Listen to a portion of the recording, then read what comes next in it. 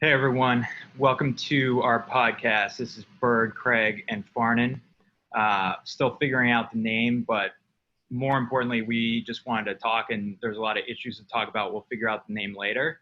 And we just wanted to get together because there's obviously a lot of tough stuff going on in the world right now. And the three of us lived together for a couple years at BC.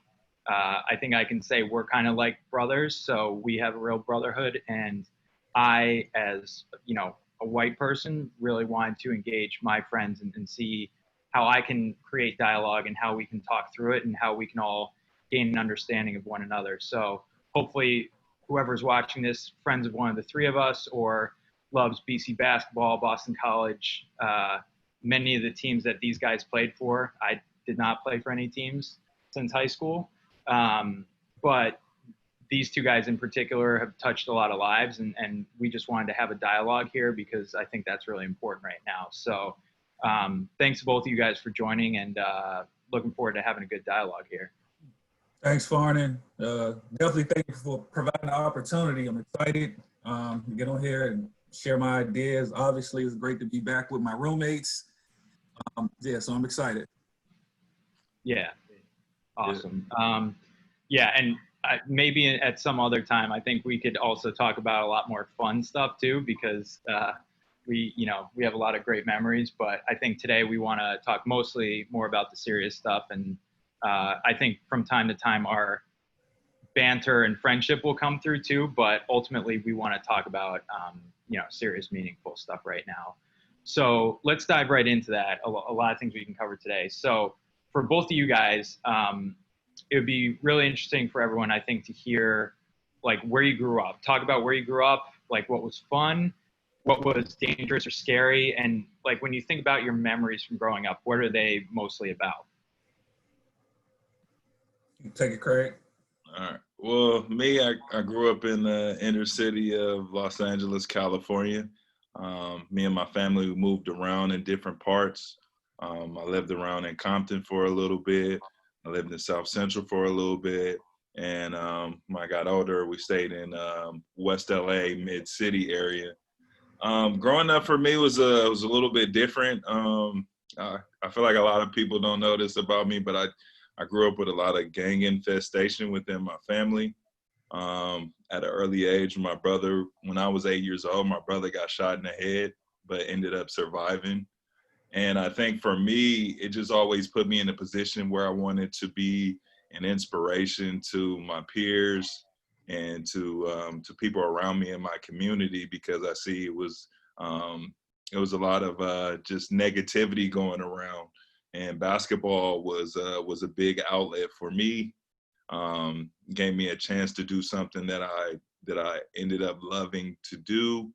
Not only that, I mean, I've got to travel all over the world and really share my experiences with the young youth generation, in which I do now.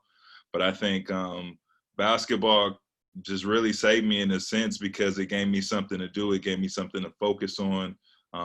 It gave me goals to achieve. It gave me a sense of having understanding to know that I needed to do certain things in order to play the game of basketball. And just while I was growing up in the inner city, I mean, there were certain situations where I could have been torn into different situations. Obviously from my family and from some of my friends who, I grew up with. But at the same time, I feel like it was something that overall just really forced me to do something, I think, in a positive light. And I'm very thankful for that, because I don't really know if I didn't have those opportunities, or if I didn't get faced with basketball, I don't know what I would have done, just because of the surrounding of, what my family was in and different things like that. But just having the opportunity and having, like, my mom put us in a different position, to where we got to live and see different areas, I think just really helped me overall. And I think that's what helped me with going to BC and being able to adjust out there, just because I had to make, a lot of adjustments from different areas. So for me, my life has always been an adjustment that I felt like I've always had to have a quick understanding or just to be able to catch on quick. So yeah, that's a little bit about just me growing up, you know, in a big city of LA. You know what I'm saying?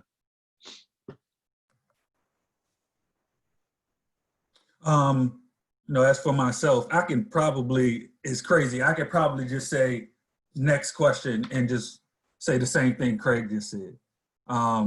And it's crazy because I know things about Craig that a lot of people don't know just from being roommates for 4 years and like pretty much been like every fucking second of the day. Sorry.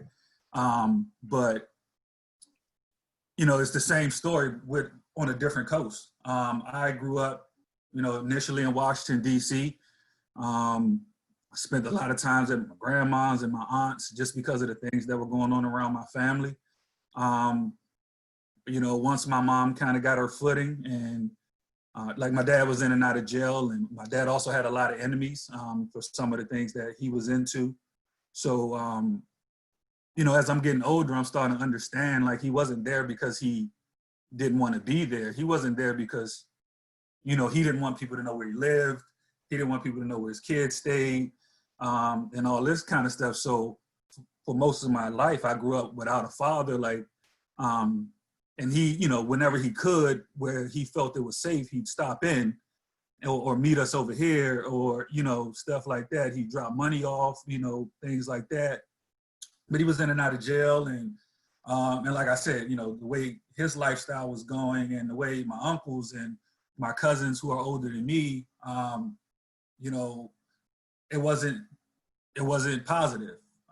You know, definitely not a badge of honor, but most of my cousins older than me, I haven't been to a funeral where, you know, somebody's died of natural causes. Like that hasn't happened for me yet. You know, all my uncles, you know, my father has 4 brothers. One's in jail for life. The others, they've been killed. Same with my cousins. All my cousins that have passed away from me up until this point, they've been killed. Like they haven't just passed away. So, you know, like I said, my dad was in and out of jail. I moved to Oxon Hill, Maryland, which, you know, I rep like no other in a neighborhood called Glass Manor.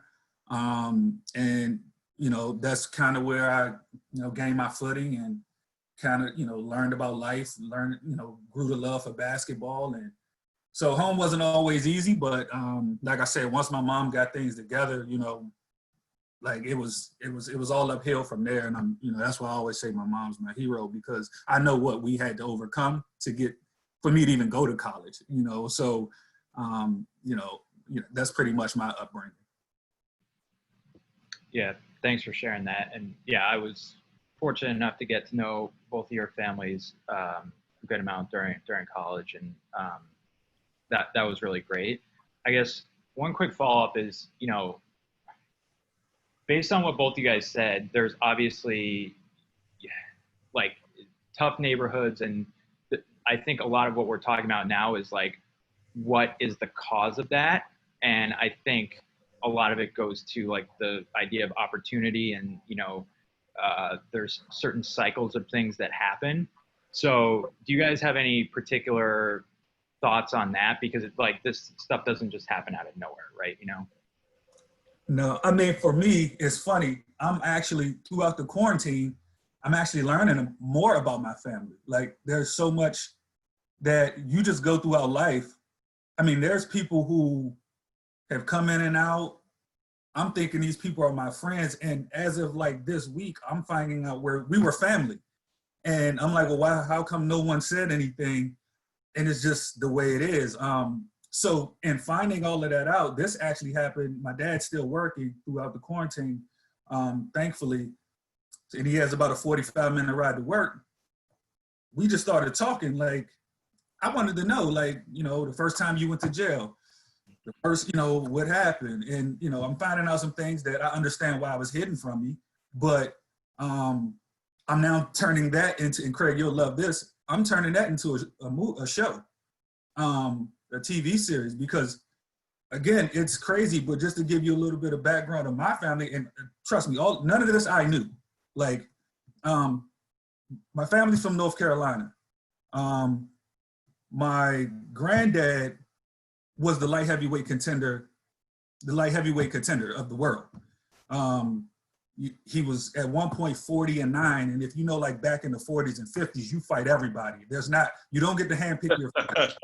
You know what I mean? It's not like a Floyd Mayweather situation. Oh. So to be 40-9, you were pretty good. So now I'm doing my Googles and all this type of stuff, and I'm like, this dude was fighting in Madison Square Garden. He was fighting in, Miami Coliseum.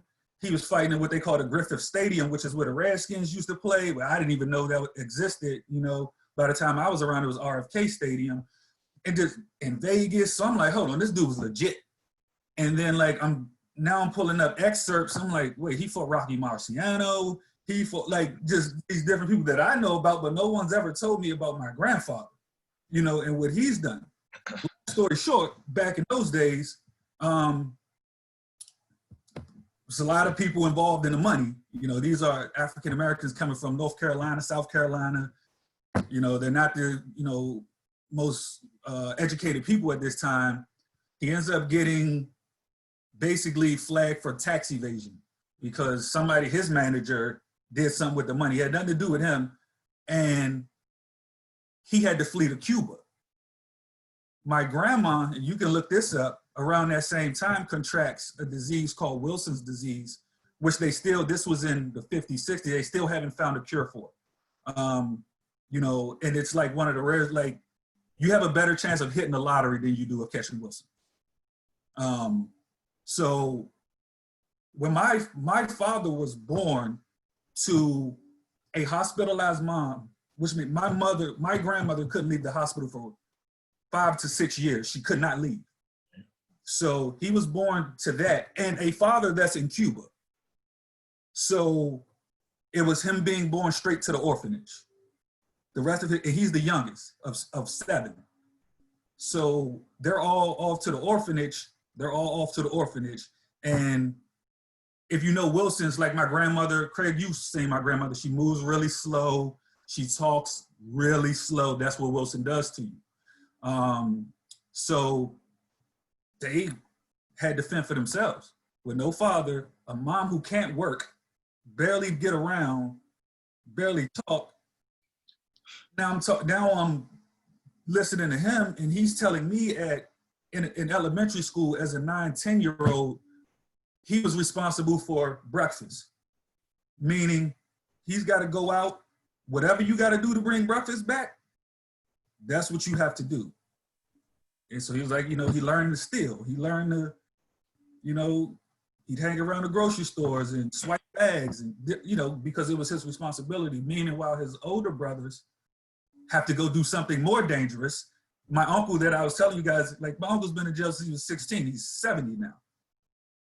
Got locked up for robbing banks. That's what he did to bring money home. And I'm reading up about him. The newspaper says he's a mastermind. So that's the lineage, and that's what those guys. I'm just speaking from my own background, but like you're saying, is circumstances. That's an extreme circumstance. No parent. 7 kids, and they're all right after each other. That's how it was in those days. So now that I see it, I used to have a lot of anger with my father, but now that I see it, I'm like, he didn't have many options, Man, it's crazy, and it's so true like that, because it's like I had to do some of my own research, and I kind of did an ancestry swap. What I ended up finding out after that was I was related to Frederick Douglass. You know what I'm saying? First black man in the White House, you feel me? And then it kind of trickled down, because it's just like my grandfather on my dad's dad was a cop. First and foremost, he was a cop, and he was a cop in between, I think in the late 40s in between the early 60s. And to me, that shit's mind-boggling because there's certain ways you can only be a police officer, you know what I'm saying? But he wasn't, I mean, my dad's light-skinned, so his dad is light-skinned as well, you know what I'm saying? So it's just like that different-ish or whatever. And I'm gonna be honest, I didn't meet my granddad until 2009 at one of my uncle's funerals. You know what I'm saying? So I kind of already knew what type of person he was because he was already married and in another relationship. So my dad was born out of a whale. You know what I'm saying? Like they weren't married. So I feel like there's some things like within that I feel like that's why maybe like when I was earlier, like the same things was happening to me. Like sometimes it feels like it's a history thing, you know what I'm saying? It's just like a circle that's keep continuing to repeat itself.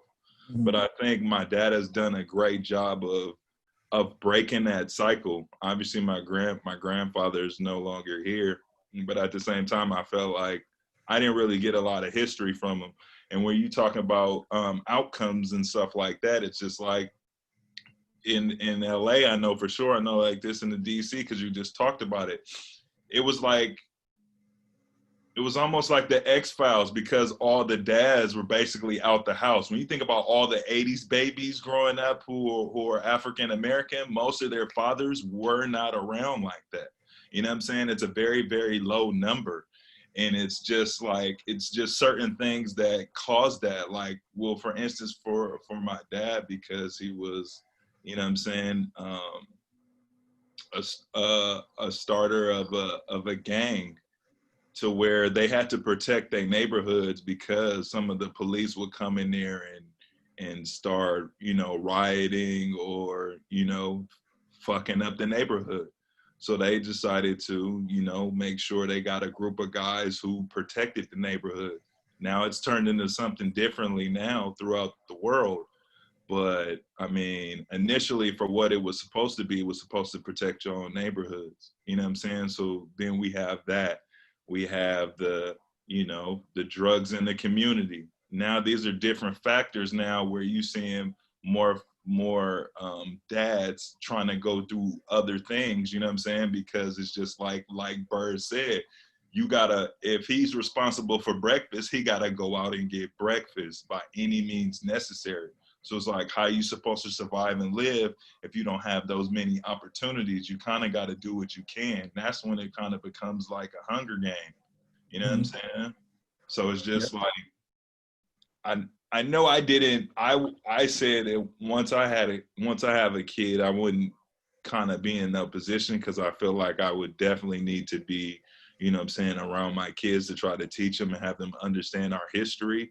You know what I'm saying? Because we kind of get taught two histories. You know what I'm saying? We get taught that school history, and then on our own and within our family, we have to learn our own history of just who we are as a people, you know what I'm saying, and our own bloodline, you know what I'm saying? And not only that, just from how, you know, things started. You won't necessarily get that in school because they give us 1 month for Black History Month, and we got to read a couple books and then it goes from there. But there's more history than that. World's been around for a long, long time.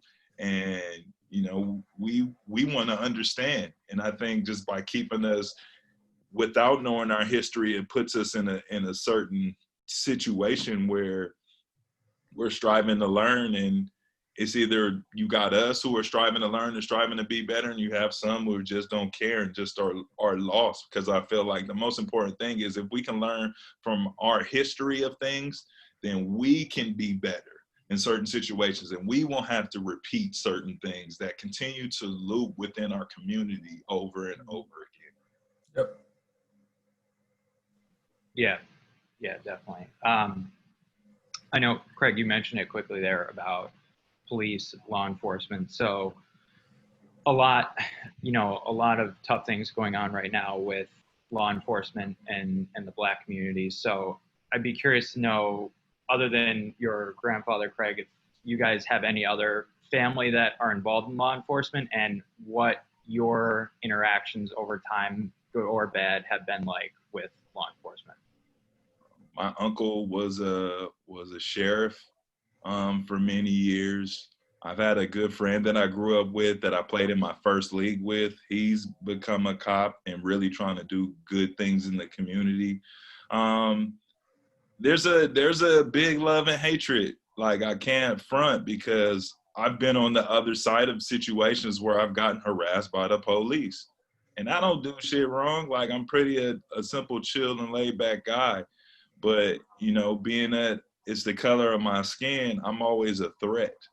And I've had these conversations, especially as being an older man now, especially like with my uncle about these things. And I feel like he has some scars from it too, because he had to deal with some of that systematic racism within there too.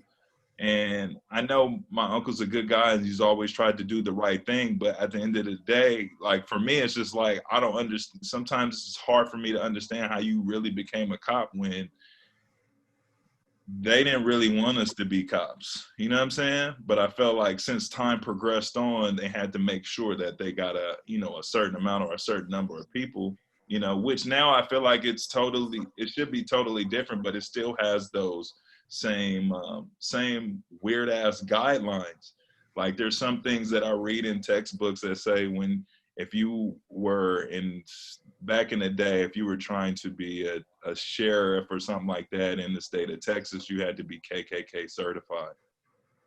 So within those lines, it's just weird, and I feel like you do have those good guys who are in the office, but sometimes they don't say shit. They don't call people out for what it is, maybe because they get bullied or something like that. But I feel like it's just a really tough situation, and sometimes we do have difficult talks. But I know all cops aren't bad, but it's just like, I'm sick and tired of seeing these cops abuse their authority, you know what I'm saying, and really try to harm people, especially people that I see of my skin complexion who could easily be me at many different times. I mean, there were situations where, I've got a gun pulled out on me and I had to lay on the ground, where I felt like my life was almost taken for something that was really, really silly. It wasn't like I was stealing or anything like that, you know what I'm saying? But I'm a guy who's black, who's big as hell, and got a hoodie on, so I'm considered a threat. Yeah, so for me, my younger brother's a sheriff, and he works in a prison. I have two of my closest cousins, like some of these houses that I've mentioned having to live in, both of them are sheriffs. Both of them are armed guards for the DC government. And I got a couple high school teammates who are now police officers as well. As far as my interactions, I'll say, like I said, similar to Craig, like growing up and being like really in those neighborhoods, like there is no escape. Like, my experiences were really bad. And I would say, it sucks to say, but most of my worst experiences probably came between the ages of 12 to 15. I could give you a few instances. As a 12-year-old, I'm watching someone else get arrested, and the cop comes behind me, put the gun in my head, like, don't move. Like, I ain't got anything to do. I'm 100 yards away from these guys up the street getting arrested, and he does that to me. Being in those neighborhoods, you have older guys who, they got stripes. They got, like, no one's doing anything to them without a fight. So when you can't do something to them, and then you see me walking down the street, I get thrown on the ground. I remember one time, and, in my neighborhood, I didn't move much, like, once I got into my neighborhood. So my last name in itself was a problem. So for me, and this is stuff that I'm now sharing with you guys, because I vowed that I wouldn't bring it to Boston College. Like, I had another last name that I had to use if I ever run into the cops, as like growing up. I learned that as a 9, 10-year-old, like, say this if a cop ever, because if you go with the other one, then it's not going to be a good experience for you. And that's all based on my dad and his brothers and, all the stuff that they did growing up. But then as I got older, I would say like once I got to BC, like, you know, I didn't really have much. And I think a lot of that people are finding out today that the police thing, yes, there definitely some racist component to it, but it's also classism, because you have a lot of white people, Asian people out there marching right now, and they're viewing it more so as this is a poor people's thing, versus they don't think that there's rich, wealthy people downtown protesting and marching. So they got no problem slamming you either, right? I think people are starting to find that out, that, and I feel that way now. When I got to BC and the look of it or the appearance is that I'm one of these guys, I'm a Boston College guy now. You know, they're not really, I got no problems. You know, once I play basketball, I'm in the ACC, I'm in the Big East, they see me on TV. I'm good now, right? But when I go back to my community, you know, and I remember days going back, now we get to fly home. My first day back, I go around my neighborhood, police jumped out on me, 3 cars, boxed me in, who are you? Like, I grew up here. Like, I just been gone for the last 8 months or so. Like, but, you know, that's just what it is. Like, you just never know. Like, you know, and you just learn how to maneuver around that. You learn how to suppress the pain. You learn how to, you know, mentally, like, you start to feel like it just comes with the territory. Yeah. Yeah. Yeah, those are good points. I think you got into it a little bit, but going beyond just like the law enforcement part of it. So as you mentioned, like both of you guys are very tall Black guys, so very like noticeable. Have you been in situations where not law enforcement, just like citizens, non-Black people have ran away or confronted you out of reactive fear that had really no basis? And if so, like, if you could have like frozen time in that moment, like what would you have tried to get across about yourself to those people? But while you think, Craig, I'll jump in. I definitely, you know, there's been, when we talk about the police, there's definitely been instances where all you gotta do is talk to me. Like, what you need me to do? You need me to move over here? But you approach me with your, like, you pull your stick out. And I don't know, maybe that's because I'm tall, you know, obviously we athletes, so I lift weights. Like, I'm not a little dude that you could just throw around, but I don't want any of them problems anyway. But that's how you approach me, with aggression. You know, maybe because I'm, you know, bigger than the average person. And then on a citizen's aspect, I can even go as recent as, you know, my current employment. You know, it's my job to advocate for players and things like that, and try to get our guys as much as they can get. And, you know, just to give an example of how that, you know, what I mean, if Craig or I had an issue with housing, or our meal cards didn't work, or something like that on campus, we're calling a coach. The coach is getting that sorted out. That's how it goes, right? So same thing happened with one of my guys one time. For whatever reason, you know, our guys on full scholarship, somebody's trying to tell them they won't have housing. So I go to the office like, hey, such and such is on you know, full scholarship. He's already signed up for housing. Someone told him you won't have housing. What's going on? No, he won't have housing. He's gonna have to live off campus. Listen, I understand you have a job to do, but that's not how this is gonna go.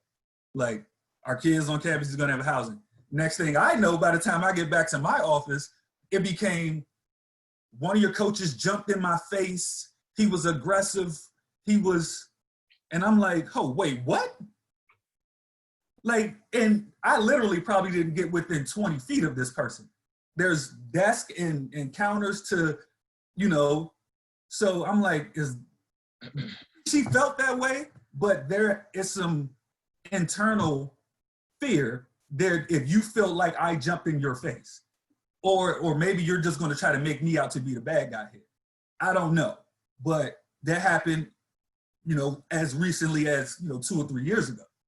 So it's embedded in people, and, you know, for whatever that fear or whatever you want to call it, I think it's an easy cop out to say, yeah, the big Black guy was being aggressive, you know, and most people are going to go with that. Yeah, man. There's so many situations like that I feel like I've been in too. Just where I guess they're called the Karens, right? They're called the Karens, and it's just really unfortunate because like Byrd said, like it's that internal fear. What makes you think you don't even know me first and foremost? What gives you that idea that I'm just trying to harm you when I'm not even in your way or trying to even be in your lane? You know what I'm saying? I remember I was one time at the store. It wasn't a girl; it was actually a guy. And so this white dude just walks and kind of looks at me. You know, I don't pay no attention, but I see this fool kind of following me. You know what I'm saying? So I had to be, like, what the hell is your problem? You know what I'm saying? And all I heard, and then the dude goes, "Man, I don't want any trouble. I don't want to go to jail." The the F? What you mean you don't feel like you don't want to go to jail? You know what I'm saying? So it's just like we run into different instances like that all the time for some reason and not having any understanding. But I guess people just have some type of hatred in their heart where when they look at somebody who doesn't look like them or isn't familiar with them, I don't know, gets angered by it. You know what I'm saying? And that only has to do to something deeper. You know what I'm saying? Like it's just really I don't even know what to say. I don't even have no words for it because I just feel like that shit is just very unnecessary. And it makes you just look more of an ugly person by going out and doing this. Like what's going on in your life that you have to deflect from your life and try to enter somebody else's and control their narrative? You know what I'm saying? Like it's just uncalled for. But I mean, this shit it happens every day almost in the United States. Mhm. You know? And Farnan, Ryan, I think an offspring of that is I probably guarantee you that you've been with we lived together for 3 years, like we were always together. I guarantee you in this last 20 minutes you found out a ton of stuff you never knew. And that's just based on the fact that because of these encounters, these interactions, these how people perceive us, we get to places where we may not be the majority and we have to suppress it all. Like I cannot let these people know that my dad is an active, like, I don't want to say gang member because we don't do the gang thing on the East Coast. I know they do that on the West Coast, but yeah, my dad's active out here. And like, I can't talk about that. Like, or I can't, that's why you see, especially with our team, like that raw emotion on the court, you have to let it out somewhere. It's gotta go somewhere, right? And I'm spending my whole day trying to suppress who I am. Not that I'm violent or anything like that, but I had, like, there's a lot that come with how I got here. And I share that with anybody, other than Craig in a room. And, a lot of times it didn't even come from me telling him or him telling me, it would be him getting on the phone with his boys back home. Now I feel like Bear's my man, or Donnell's my man, or you know what I mean? Like he knows my friends, Gino and Derek and all those guys. Like, and now I'm like, I hear all the West Coast when Craig talk, because me and him had our own lingo. Like we could talk without anybody ever knowing what we're saying. And then the West Coast comes out when he gets on the phone. And then when I start talking, the way we talk back home is coming out when I get on the phone, and like we just picking it up. And but again, that's because we spend probably 8-9 hours a day trying to keep it down. Like, you know what I mean? Keep it down, until we get around back to the room, or, stuff like that, trying to fit in, trying to make this thing work. Because you don't want to get sent back to the hood or, stuff like that. Yeah. No, there's been a lot of things we talked about here that I did not know. So, but I get that. And speaking of kind of like when you guys and I, like we all came to BC the same year, 2002, we spent most of our time together the last 2 years. But when I went to BC, it was a big adjustment for me. But I assume much more so for you guys. So a couple of questions around that. I guess, first of all, like what was it like to move to like not only Boston as a city and then BC and try and get adjusted? to an atmosphere that was, I'm sure, very different from where you grew up. Yeah, it was very different, but I think for me, I had a little bit of practice the year before. You know what I'm saying? Going to Worcester was my ultimate culture shock because yes, I was coming from a city that's very diverse. Majority of my friends are Black. I have white friends, but majority of my friends are Black, and majority of the people who I see around me are either Black, Spanish. You know what I'm saying? So to come into a school that was predominantly white, yeah, it was a culture shock because it's just like, I don't know this life like this, you know? These kids coming up in these brand new cars, driving them up to the school, you know, having their own lingo. And to me, it was just a totally different world. But, you know, because it was only 8 to 10 students who were Black, I believe. Majority of them were on the basketball team, you know? So just seeing that and seeing how we were really the minorities on campus. And I felt like there were certain things that I felt like I got in trouble for that I wouldn't normally be getting in trouble for, you know? By like, you know, when I came from Fairfax, like sometimes, yes, I was maybe a minute or two late to class, but that's okay. I'm just tardy. In their mind, I got work detail. I got to clean up. You know what I'm saying? Something that I felt wasn't cool, but I mean, it was what it was. So like my year at Worcester definitely prepared me for being in the classes and possibly being the only Black kid in the class, you know, but being able to go in there and compete, you know, because sometimes, you know, especially when you're an athlete, you're always getting told you're not the smartest. But I always took that as a challenge because, you know I just believe in myself. But I think my experience was different than Byrd because I think for Byrd, it hit Byrd. You know what I'm saying? It hit Byrd. And for me, I had a little bit of that practice the year before. So it wasn't as bad. You know what I'm saying? And it was on campus more, so it was a little bit more Black people than at Worcester, you know? So I felt like I was more prepared in the sense to not have that culture shock initially as my fellow. And I think that's why it worked out for us roommates, because it was just you know, if Byrd was having a tough time, I'd be there to, you know, have a conversation with him, you know what I'm saying? Or we can have a conversation with each other if something that we didn't like during the day, you know what I'm saying, had happened or whatever, or it's just like, man, this school ball, like, man, it's tough, you know what I'm saying? Wherever we were able to, you know, confide into each other. And I think that was one of the biggest things and one of the biggest helpful things, because it was just like, we could have just easily been one and done as roommates, but we stayed roommates the whole time. And I think that just goes on our connection, our communication, you know what I'm saying? Because we didn't always have the best of days. We had arguments where we left like $30 worth of juice on the table just because we came out of a hard practice, and we was just, you know, it's just, we see each other every day, you know what I'm saying? So we have those tough days, but majority of those days, we had really good days where we communicated, and we just we made the best out of it, and we had fun.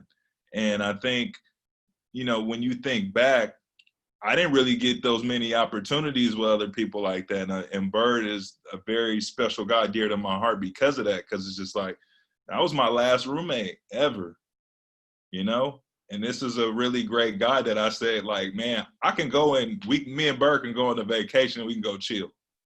You know what I'm saying? Because we have that type of relationship. And I think that's just what made it easier for us down the line, is that we had a real brotherhood in a very unknown situation. Yeah, like I said, just piggybacking off Craig. First of all, just going to Boston, like before I had a chance. Actually, I met Craig on my visit. They had him come up on my visit. It was a Notre Dame game. Stevie was there, Stevie Haley, Jack was there. So I had a good time. I'm like, okay, I'm gonna be with this dude. Like, you know, if I come here. But for the most part, again, coming from my circumstances, like I was happy the fact that I could play high major basketball, I'm there. Like, that's just kind of how I felt. You know, as far as the everything I had heard leading up to it, like a bunch of the older Black guys in my community was like, "Oh, you going to Boston? There's racist as hell up there," and all this kind of stuff. Like, you had anybody that was at least 25 years old was saying, "Oh, you going to Boston? Like, that's racist as hell up there," and all this type of stuff. So, but like that first year, just having Craig to help me, because Craig was he's outgoing. You know, like he's going to find, you know, people gravitate to him. He's going to find the fun, you know. And I would say first semester, I didn't even leave the room. Like, I went to class, went to practice, and I went back to the room. It was a complete culture shock for me, even from the music. You know, where I'm from, we listen to go-go music like all day long. So going to parties and they're playing rap music and reggae, I'm like, what is this? I remember the conversation, it sounds dumb now, but I'm like, Craig, like, what do I say to the white girls? Like, you know, like what do I say? Like, so he's like, bro, say what you say to the white girl. I wouldn't have known either.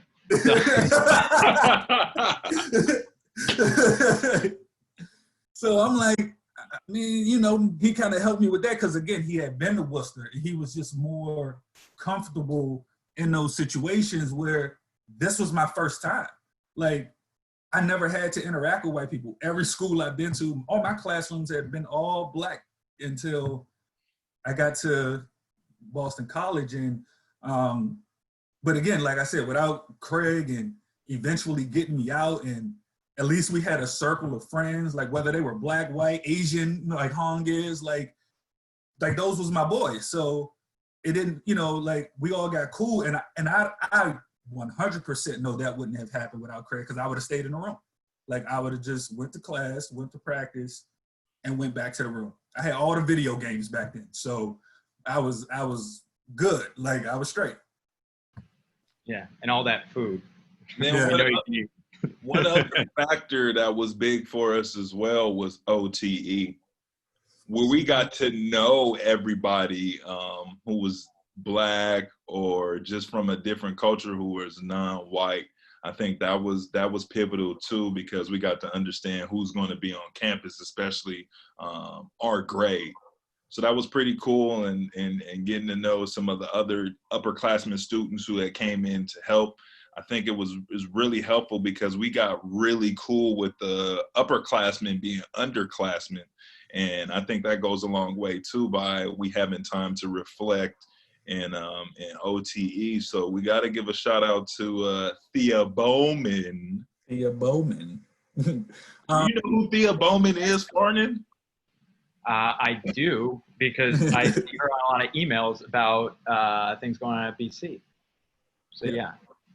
And I would say this, I know we'll get into this later, but you know, that program in itself, you know, when you think about Boston College, at least when I think about Boston College, you're thinking high intellectuals, wealthy, white. And that program, it gave inner city kids or people who somebody believed in. Yeah. I have these numbers that you guys are looking for, because like I said, Farnan and I, like we've had arguments over SAT scores and all types of stuff when we were in college, but my circumstances was that of all the stuff I just told you. You think I'm going home to study for the SAT? You know, you think I got time for that? Like, you know, yeah. Or is the school even showing you the proper way of, you know, those practices of what's going to be on the SAT? Right. I remember, like for me coming in at Fairfax, and I went into the SAT and I came out and I looked at my mom and I was just like, yo, whatever was on that test, I've never seen that ever in my life. Mm. You know what I'm saying? And that's coming from the inner city. So I know, Byrd, you feel the same way about that. Mm-hmm. And again, like the way that they were putting it to us, no one ever said, you know, you need to go try to get a 1200. It was, I had a good GPA. So they said you need an 820. I got a 980. Like, I'm done. You know what I mean? I'm done. I'm done. Boston College said they were taking, now there were some other schools that were like, we'd like you to take the test. BC told me they're taking it. I'm done. Like, I will never take that test again. 4 hours of my Saturday morning, it's a wrap. Like, because sometimes I feel like that's a waste of time, because I feel like it's some people who've done a phenomenal job on that test, never graduated from college, you know, or couldn't compete in college, you know? So it's just like. And again, I say like the OTE program, because that was full of kids who did not necessarily meet the criteria that Boston College was looking for, but I can't recall anyone dropping out. This was just somebody in the community saying, man, this kid is special, but he's got a lot going on, which is why he may not have the numbers. Like, he's dealing with a whole lot of other things. Yeah. You know, like I said, those kids came in and showed that we're just as smart and intellectual as anybody else here. And, you know, it showed. Yeah.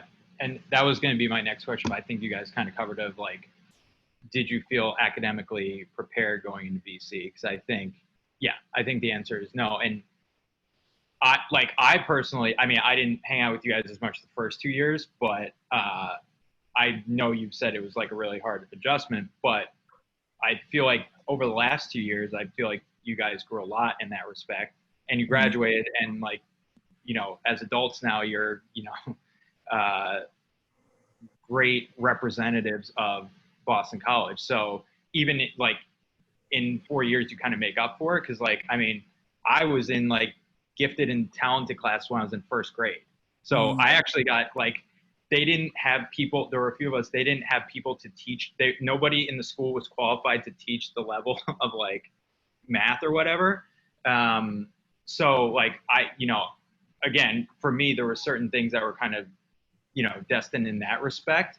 And I think the other thing with like BC or any big school is like, oh, this would not be me, but like, I think a lot of people come from like, you know, fancier private schools. Like Craig, you probably saw it in prep school, where like a majority of the people go to like big colleges. That like my high school was very good, but not like that. But yeah, I can't imagine trying to like, you know, play catch up. And even like for me, I went after college to like a really good business school, and I feel like the honors program I was in at BC was actually probably harder. So BC is not a joke. Like when you watch games on ESPN and you see what the majors are at BC, it's not like there's no like easy programs to go through. So yeah, I do think it's, you know, it was good that you guys were able to, you know, dive right in with OT and stuff like that and not be corrupted by Hung too much. Yeah, I was gonna say, and even speaking on that, like just talking about the experiences, and I was in tag too, talented and gifted. Like, you know, that's how I ended up going. I didn't go to my neighborhood school, so I had to get shipped out, and that's how I could do it. For one, my mom wouldn't let me go to neighborhood school because it was a bad school. I'm not gonna say bad school. A lot of stuff was happening in there. So I was in tag as well, and that was the only way I could get shipped out to somewhere else, and a bus would actually come pick me up. But in getting there, I would say this, I felt I could do the work. I felt academically like I could do the work. And it was, you know, Craig and I kind of went differently. Like, I came in killing it, like, because I didn't leave the room. And, you know, anything that Dar was our academic advisor had, like, I was in there. So I remember, like, my first 2 semesters, I'm on the honor roll or the dean's list or whatever. And then Dart says, Lewis is fine. Take him off tutoring. He doesn't need all that, right? Meanwhile, Craig was comfortable when he first got in. So he was already into the social stuff. He was going to parties. He was enjoying his college experience. Sophomore year, I get comfortable. Craig gets serious about school. And he's like studying. Like, I mean, I'm coming in the room. I mean, he's got books laid out. He's got his girl there, like notes everywhere. I'm like, what the fuck is going on? Like, I'm trying to come in and play Madden. Like, you know what I'm saying? So, and then his started going through the roof, and then mine went down. Like, I remember that, me going on academic probation, and it was like embarrassing for me, you know, because for the most part, throughout my life, like, I was an honor roll student. And, you know, I started to gain my footing. So, but I would say this, even though I felt prepared, I still didn't feel comfortable enough to raise my hand and share my experiences in front of people that didn't look like me. That was the one thing that it took me a while to get, like, and it took me sitting back and sometimes hearing other people's answers and being like, you didn't just say that out your mouth. Like, this dude is not smarter than me. Like, he's not more intelligent than me. And I had to gain that confidence by, you know, just going to class. Sometimes the teacher would say the answer and I'm like, I had that written down. Like, why didn't I say it? You know what I'm saying? And like, I know this stuff, but I wouldn't say it because I was embarrassed of not coming off intelligent to the rest of the class. Yeah, no, that makes sense. Yeah, I don't know. Right, yeah, I just remember I never followed exactly like what your guys' grades were or whatever. I just remember graduation day was a good day for all of us. So that was good. We put in work though, junior and senior year too, though. We put in work junior and senior year. Like, we made it our duty to be on the honors list, especially being upperclassmen. We felt it was our duty. It was like, what the fuck? What are we here for? You know what I'm saying? I know we're here to hoop, but we got this hell of an opportunity, you know what I'm saying, to really go out here and shine in these classrooms and compete at a really high level. So it's just like the things Byrd wasn't doing, he ended up doing for sure later, you know, when we were going into our junior and senior year for sure. Yeah. Last question on the BC front is, I think you touched on it a little bit, but what were outside of basketball? I know there's a lot of basketball lessons for all of us from BC, but were there any like non-basketball lessons or things you really gathered from your experience at BC, you know, good or bad versus what, you know, you expected coming in, or things you really took away beyond like the classroom or basketball? I think critical thinking. I think that's, in my opinion, that's the main thing college is for. It allows you to question things. It allows you to try to get to the bottom of things. I feel like after I left Boston College, you can't just tell me something. Like, you can't just tell me anything. You got to, like, we got to break this thing down and figure out why it is, what it is, and, you know, all that kind of stuff. You know, I would say, and then my ability to see another perspective. You know, all my life, it was only one perspective to take. The poor black, like, that's all I had to, you know, consider. That's all whose person's feelings I had to consider. So, you know, having friends that didn't necessarily look like me. And even when I go back home and someone makes a comment that's totally left field because you don't even have that experience. Like, my friends didn't have white friends. So, you know, for you to maybe say something that white people are just like, no, you know, that's not all of them. Like, I would use you all the time for an example, Farnan. And a lot of times, because we are so close, like, there's been times where you can say something on my social media that another person better not dare say, right? You know, and even sometimes to my friends, they'd be like, hey man, you see what the dude just wrote on your wall?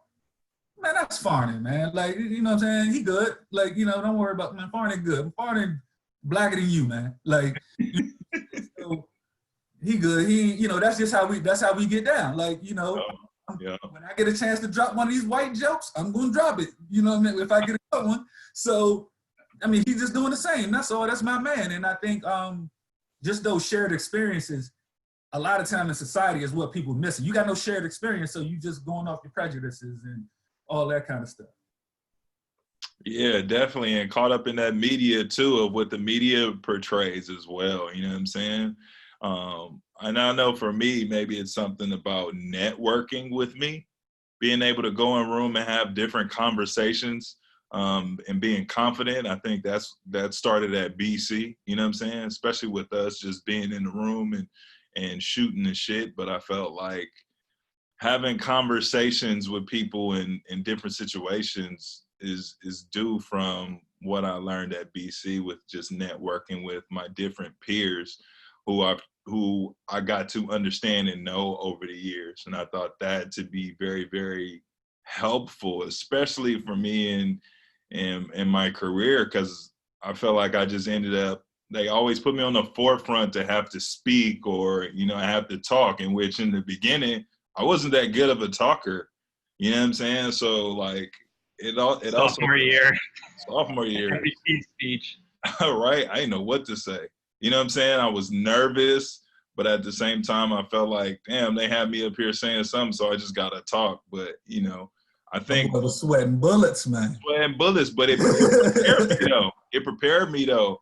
And I can go into a room, honestly, now for like 1,000 people and just start giving the gift of the gab. And maybe I had to go, that was my growing pains. You feel me? Like I had to go through it. I had to get help for it because it was the only way I was going to take it upon myself to get better. You know what I'm saying? So those things definitely, I feel like, help me, especially for what I'm doing now. You know what I'm saying? Just to be comfortable to go in any room. You know what I'm saying? Because I know, and just like Byrd said earlier, that people do gravitate toward me. You know what I'm saying? So like, I got to make sure I'm on my P's and Q's as well as understanding what they're talking about, observing the room and the situations, knowing when to come in with a valid point during a conversation, So I think those things definitely. And I mean, some things that got me surprised. I mean, being at BC, I got out a lot of speeding tickets too. You know what I'm saying? I mean, we was 20 and 0. Hey. So I mean, and that's what's crazy. I'm speeding down Commonwealth one day, and I'm doing like 50 and a 30. Cop points pulls me over. Pull over. I'm like, damn, I'm about to get my first ticket out here, man. Should I just drive? Should I just pull off? But the dude comes up, ID registration, and he has a mean mug on his face. But then he looks at my ID, sees my name, and lets me go. So I was like, wow, that's actually a perk of, like, if I would tell this to my friends right now, like, hey, I got pulled over and the cop let me out, like, what? Like, that don't never happen to us. So it's just like, you got some good perks, I guess, from being an athlete. And what was crazy was, yes, we knew there was racism out there, but people wasn't bringing that shit towards our way. You know what I'm saying? So it was like hard to like mask or unmask some people because you felt like everybody loved the game of basketball.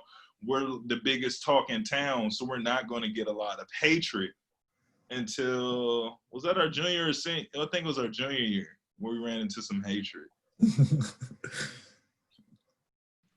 Yeah, no, that makes sense. I think your point with the speeding tickets, like, that's why I think it's important for people to like get to know each other, because you were like a known person, right? And if you're not the basketball star, that probably goes very differently, right? I'd probably get arrested. Yeah. But I mean, that was cool because I mean, if I did that in LA, I would have probably got arrested in LA because I wasn't playing out there. I was playing in BC. Yeah. Yeah, it makes sense. I think you guys had a couple questions for me too. Yeah, we did. If you don't mind, like, Farnan, as far as your experiences, like, I'm just this is going off the whim, but you come from New York. What was your thoughts of Boston? I know Boston College as a university, good university, but your thoughts of Boston and also your encounters. Do you have any stereotypes towards police? Your community, like, what's your thoughts on that? Yeah, so I mean, certainly going way back, I mean, there's definitely been some racial history in Boston for sure. Hopefully much better these days, but I don't know if I was necessarily aware of that. I mean, my mom's family's from more like the Worcester area, so I was definitely familiar with it, and it was kind of a place I wanted to go. But like going back, like my dad, also for a lot of his childhood lived in an orphanage raised by nuns. There's a whole story there. And he had, you know, when he was younger, he was like in two very bad situations. One time was with, he, like the day after MLK got assassinated, he was attacked on his bike route and knocked unconscious with like a brick by a kid from the neighborhood. But on the flip side, a little later, he was in a fender bender, and it turned out the other guy was like an off-duty police officer and two of his friends, and those three guys like beat the hell out of him, like kind of like within an inch of his life. So he kind of saw both sides, and he had like really tough upbringing. He, you know, failed 7th grade, I think. So he kind of like, you know, his whole thing was like making my childhood the exact opposite. And again, we weren't like rich. Like where I grew up was probably like, there's very few people that are top 20% rich and very few people bottom 20%. So it's like very much in the middle. But like it was comfortable. So, I mean, I didn't really, like personally, I didn't really have any interactions with police other than like the DARE program at school. And like, I got in a car accident once and the police were on the scene, right? So and I have a few like relatives that are police, but you know, I didn't have a lot of experience with that. So coming to BC was like pretty natural for me, but I also like where I grew up, we didn't, I think we had like 320 people in our graduating class and maybe like 10 to 12 were Black at most.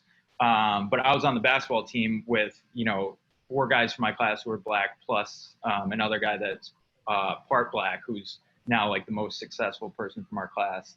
And people make fun because I won most likely to be successful, and Jesse is definitely more successful than I am. But so like I got to know those guys really well, and I think that was like a good adjustment. And like, I mean, frankly, if I didn't like Black people, I don't think I would have become a basketball manager, right? There's plenty of other sports or other things I could do. So I think I really valued, you know, learning other cultures and you know, different people. And I think that was something my parents really instilled in me. So I'm lucky in that way because like where my dad in particular grew up, there was a lot of like racial tension, and it kind of is like some people got out of there and like had a new perspective. Some people hold those grudges on both sides, I'm sure, forever, right? So I was lucky in that sense because again, education is a lot of it. Like if you have people in your household that are telling you something that's bad, it's probably gonna, you know, stick with you for a while. So, so the short answer is, yeah, I was comfortable with it, but I didn't know what was gonna happen, you know, being like a basketball manager and how all that was gonna play out. So, and I mean,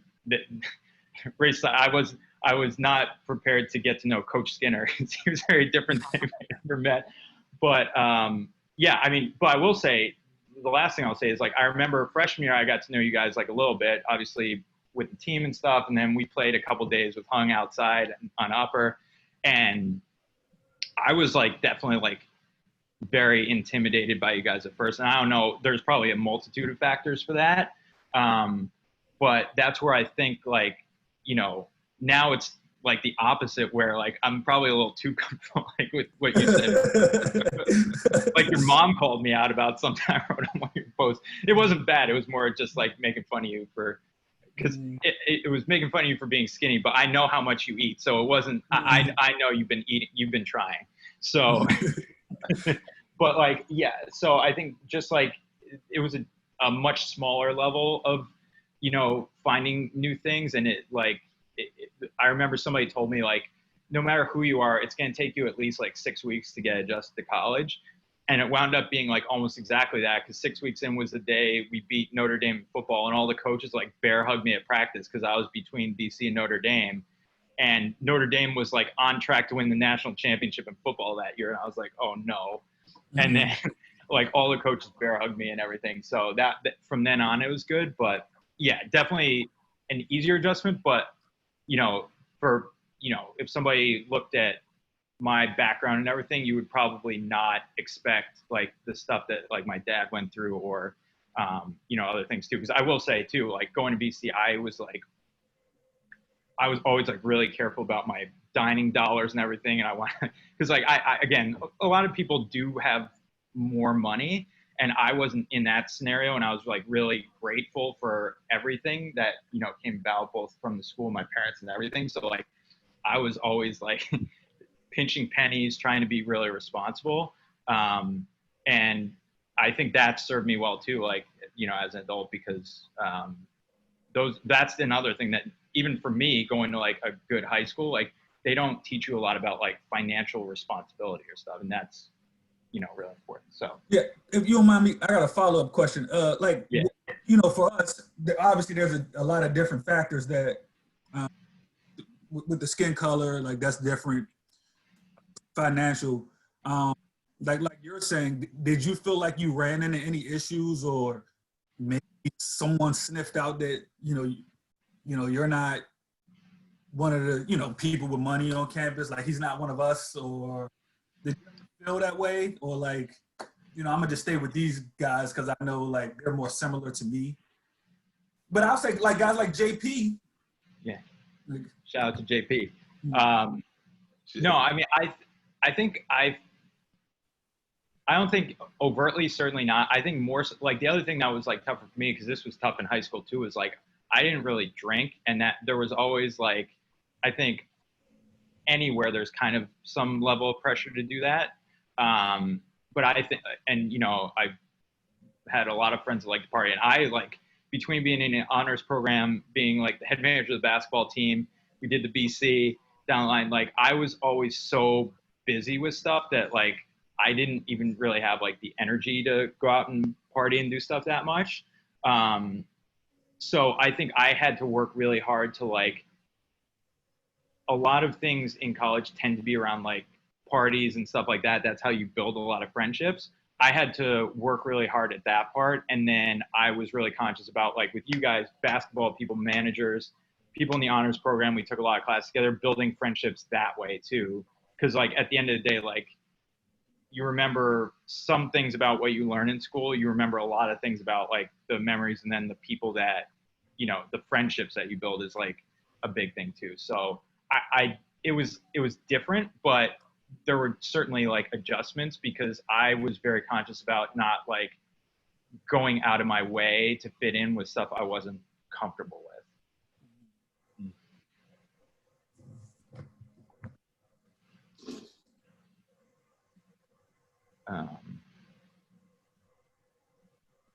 Yeah, I know.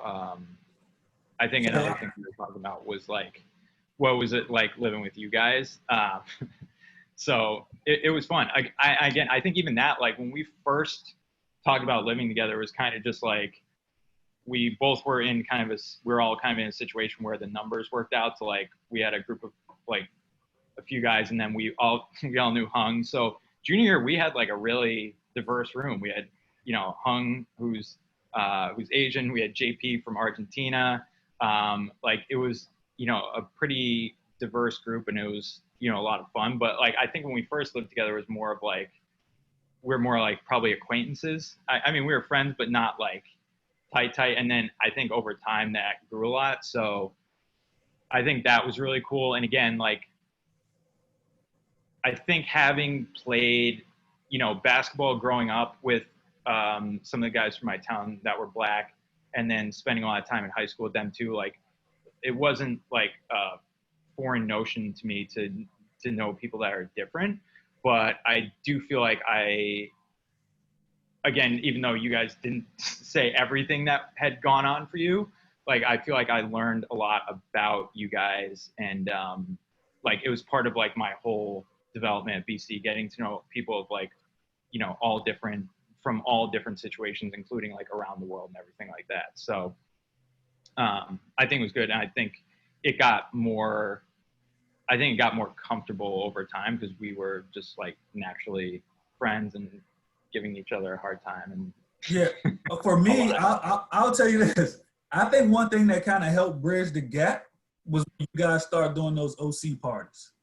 And like you would invite us, and because we didn't know all your friends, like, but then I remember somebody started baking cookies, and I think it was maybe Courtney Tincher.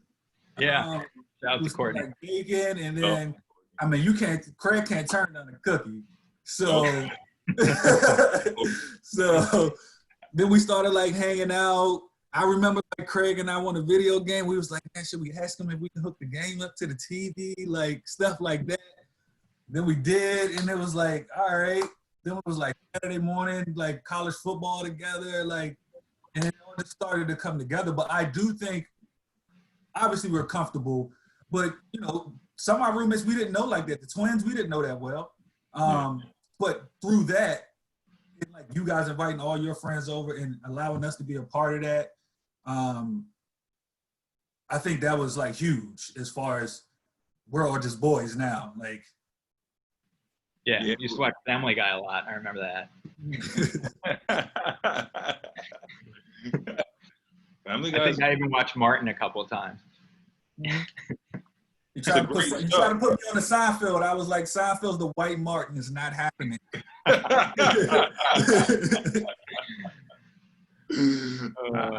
But it definitely like it put us into another side or another world to see.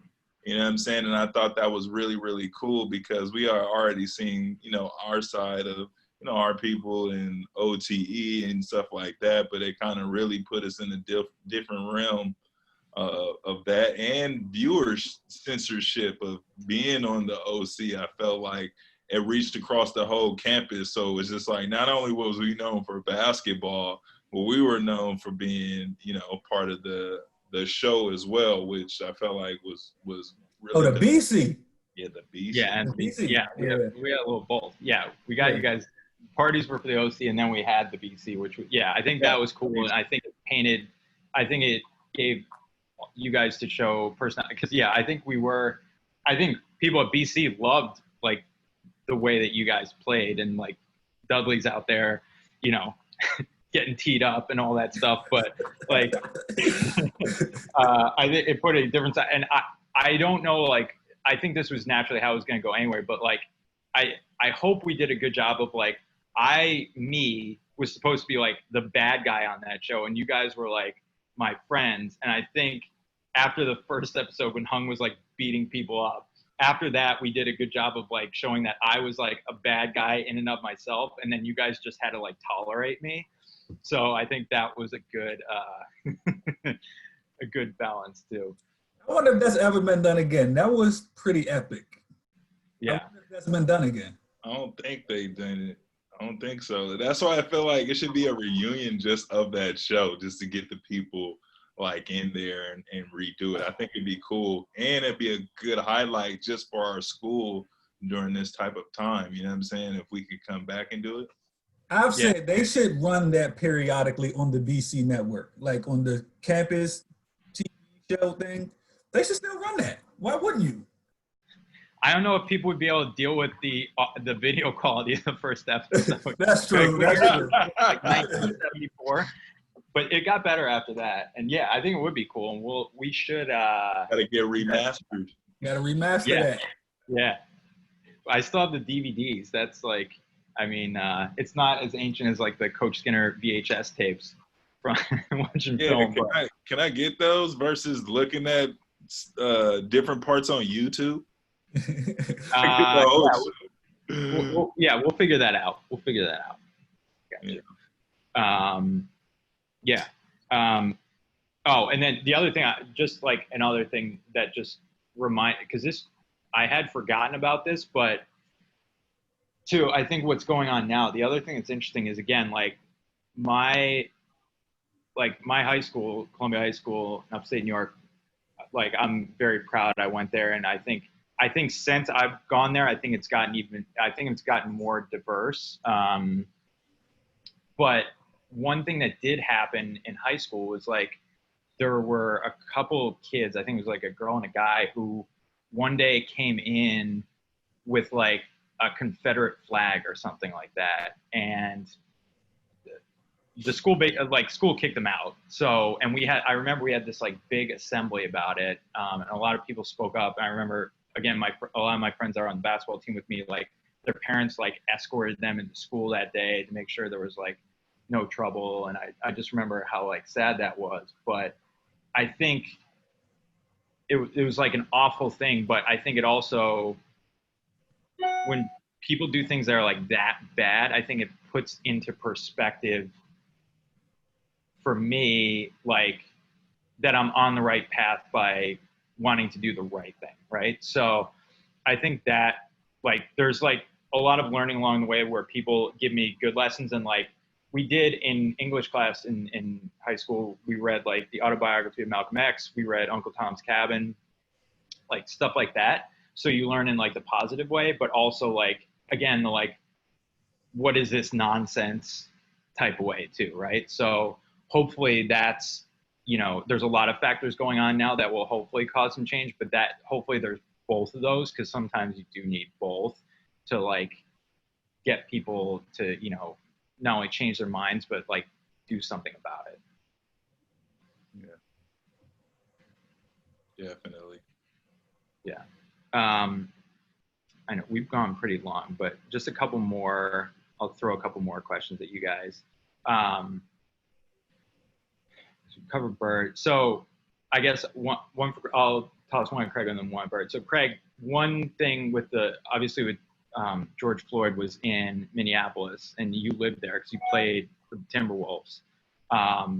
So I'd be curious to hear, you know, what were your experiences living in Minneapolis, and did you find it like different from other places you've lived, both here or abroad? Because I know you've lived abroad too. Yeah, my experience, it was cold. It was the coldest place I ever lived.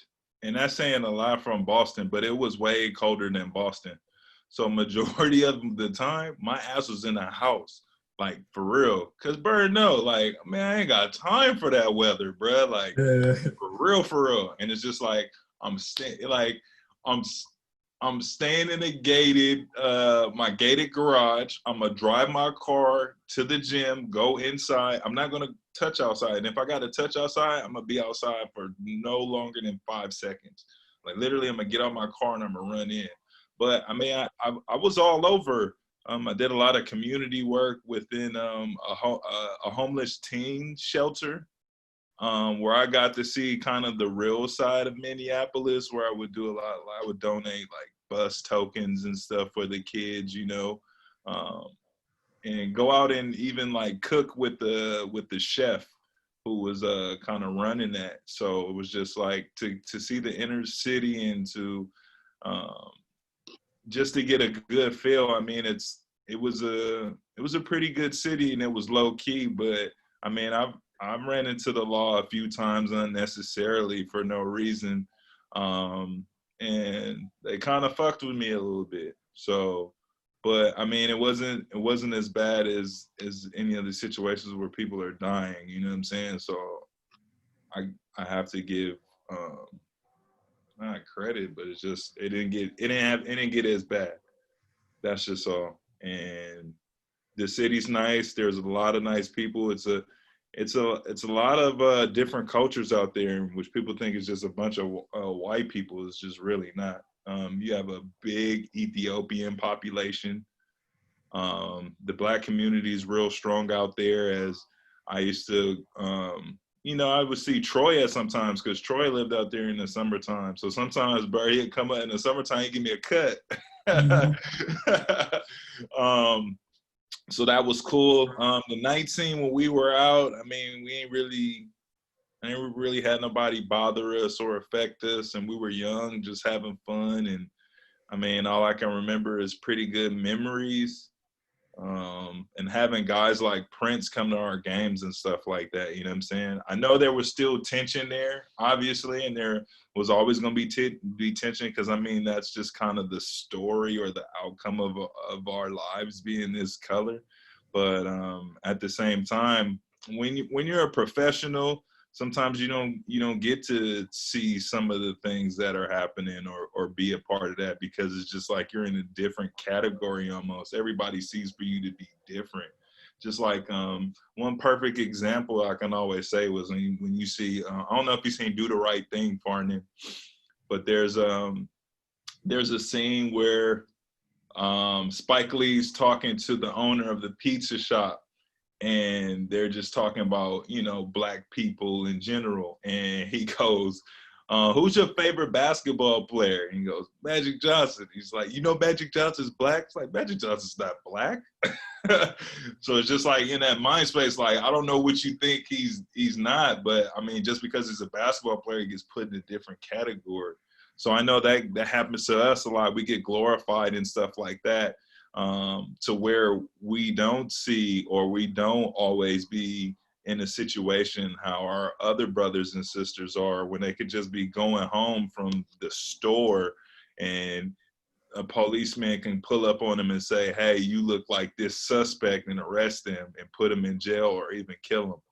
So, I mean, it's just really, I hate to see stuff like that. And I mean, that stuff, like, it really, really made me mad and beneath my core, because it just feels like enough is enough with this type of hatred. But I mean, we have to put a voice on it. And I feel like some things were necessary, because people don't understand that we've been fighting this battle for many, many years, our ancestors before us. And to now, it's just gone out of hand. And now we feel like we have no other choice but to continue to protest and do some other things. Like, I don't condone looting or anything like that, but, you know, to be out in protest past, you know, 12 a.m. sometimes is necessary, because it's really a time for a change in that department. And if we're going to evolve as a country, like, we have to do something with this, and we have to have those people get called out. I'd rather have all races get called out, so we know that they racist, so they can go stay in their own little bubble. But we know sometimes we just don't know, because people want to mask it, you know. So, but my experience in Minneapolis was good. The people were good. I tried to make sure I did things within the community, because I know that's just a big thing for kids to see a face like myself, you know, so it gives them hope that they can achieve things that they want to do, whatever they put their mind to. So it's cold out there. It's cold out there. But yeah. But it's love. But it's also shit like that happens out there, where, you know, people can be really, really unfair. Yeah. Yeah. And Byrd, for you, I know both of you guys have lived abroad, but I know, Byrd, you lived in multiple countries abroad when you were playing professionally. So curious to hear kind of your experience of, like, comparing, contrasting, like, experiences you've had here in the US versus there, in terms of, like, whether it be with people in general, with law enforcement, with just, like, how the culture is to anyone who's different than, because I remember some of the countries you live in, it's like a lot of people that look exactly like me, a lot of that Scandinavian look. Yeah. So, but I'm curious to, like, hear your experiences there and how they compare and contrast. Yeah, I mean, I think in every society there's an oppressed group of people, and most societies is Black people. But in Europe, they were really, I really disliked the treatment of gypsies. You know, and a gypsy, I think they stem from Romania, but, you know, they float around to different countries, and I just didn't like it. Like, you know, it kind of reminded me of, like, before you get to know these guys, and, you know, some of my teammates, you were already standoffish, or you already had it in your mind that this guy's gonna try to steal from you or something like that. So I noticed that immediately, because, you know, some of the same stuff that people were doing, I'm like, people back home would do that to me, you know, before I got to a certain position or status where now my clothes in my car it puts you at ease.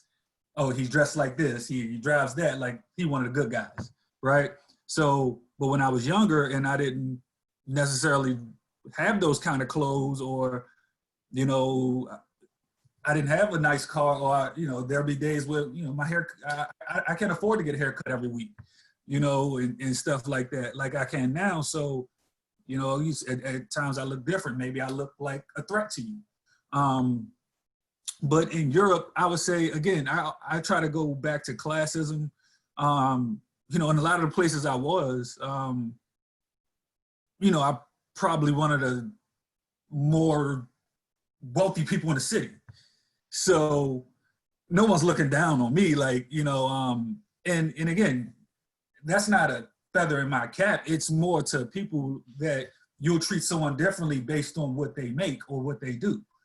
And like I said, and no matter where you are, there's an oppressed group of people, and it happens everywhere. You stem from Europe, even most, basically the country that we are, the Western migration. They came from, they'll let you tell it, they discovered America, but people were already here. So you can't discover something that was already here. And they came, same people. They came with that ideology that they have now in the States, as far as this group of people are indentured servants or slaves or whatever you want to call it. Where do you think they got that from? They didn't just get to America and start that. That was something that they were doing before that. The slave trade, and, the mid-Atlantic slave trade, which travels from Africa through Europe to America. So, like I said, it's no matter where you go, there's an oppressed group of people. Did I feel that way? No, but like you said, in some Scandinavian countries, this was my second year, and it was crazy. This is a story. I think I did tell Craig this story, but it was my first day in Finland. It was like the team had already been there. I literally get off the plane. It's probably 2-3 p.m. Practice is done. They've already practiced for the day, but the guys come and get me. And you know how it is, Craig. I'm trying to be on my best behavior. So the guys come to my house. Listen, man, team's going out. I'm like, listen, man, I just got here. I think it's a bad look. If I go out, I haven't even practiced yet. They look, the captain's everything. They called the coach. Listen, team bonding, yada, yada, yada. He needs to come out. Okay, cool. I'm going out. I'm all with the team. You guys know me. I'm all about the team. So I go out. I mean, they party like crazy out there. So it's getting 3-4 in the morning. I'm like, yo, this is my first night. I'm jet lagged, everything. I'm gonna go ahead, head home. And as I'm walking to my car, now I'm walking by myself, because I walk away from the team, and a guy walks up to me, and again, I think this is all ignorance. I honestly don't think he meant any ill will by it, but they're not as educated on race as we are over here. So he walks up to me, "What's up, my nigga?"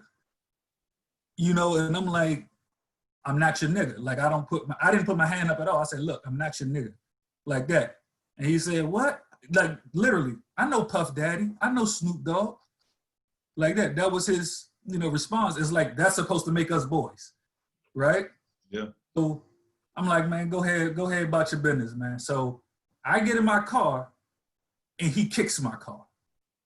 And over there, you drive stick shifts. So my joints, boom, boom, it just, because I took my foot off the brake and the clutch, and I'm like, boom, it just stopped in the middle of the street. I hop out the car. This is my first day there.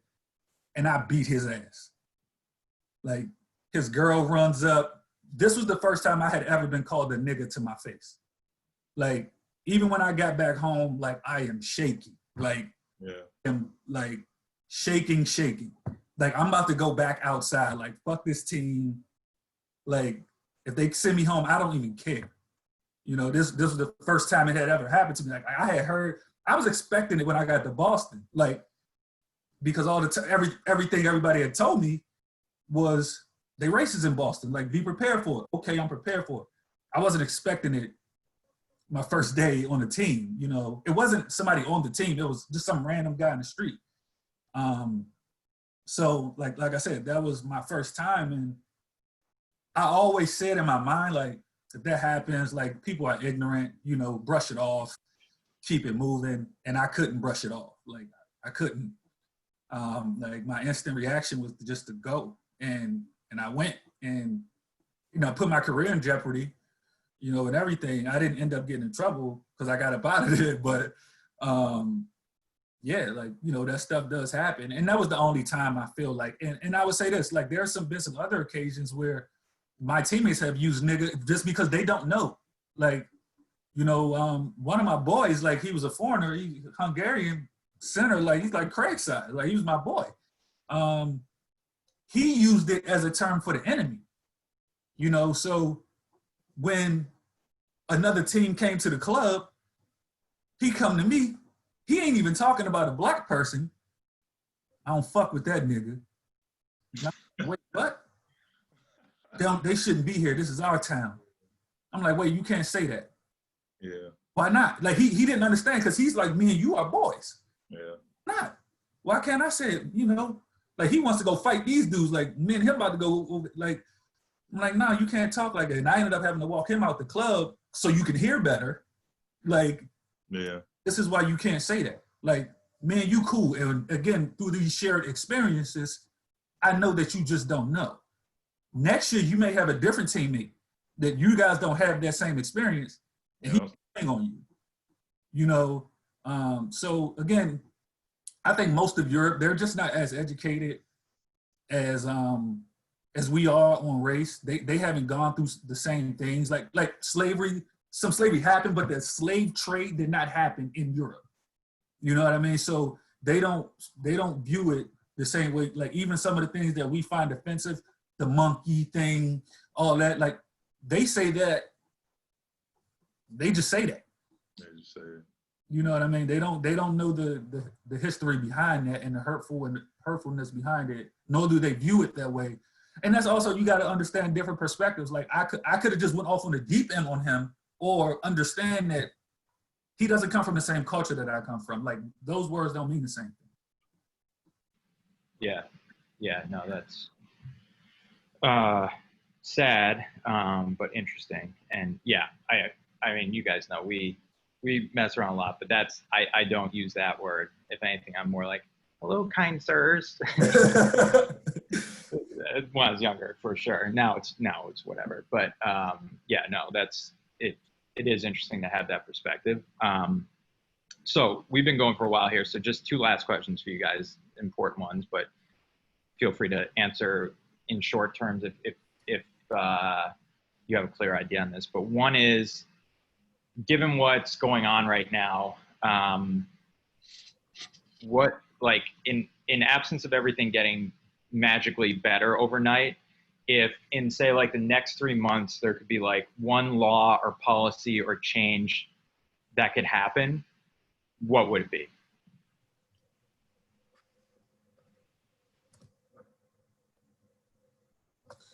I had two, if you don't mind. And one, I actually discussed this with my group, my circle, and I was wondering what they thought about it. And one of the answers I got from my brother, who's actually, like I said, he's a sheriff. He feels that we need to either do away with citizens arrest or figure out a better way and put some stipulations on it, because you got to put yourself in the body of a civilian who's approached for a citizen's arrest. Like, who are you? And you're approaching me like, you know, you take the Ahmaud Arbery situation. If these guys were trying to do a citizen arrest, you don't approach me with no shotgun. Like, you know, you don't have a badge. So I'm not respecting that. My life is in danger as soon as I see a civilian with a gun talking to me. You know, so that the whole, I can be a citizen's arrest. No, if anything goes wrong in a citizen arrest, that citizen needs to be punished for that. Call the police. Like if you see someone or you feel like someone's committing a crime, don't put on your cape. Like call someone to handle that who's paid to do this, because you approaching them as a citizen.